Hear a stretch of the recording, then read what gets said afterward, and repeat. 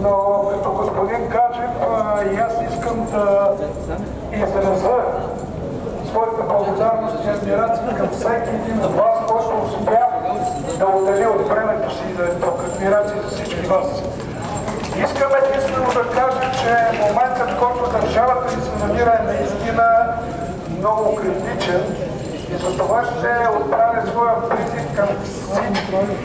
Нека да спреме с това его. Нека да спреме с нарцисизма.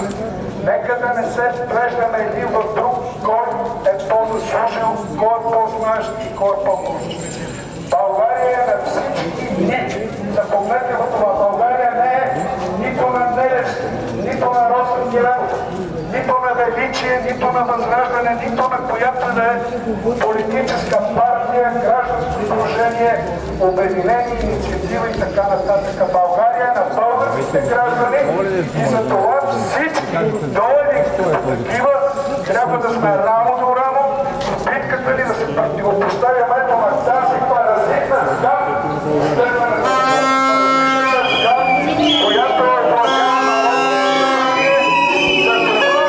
не към нещо да изревеме. Не на еврото!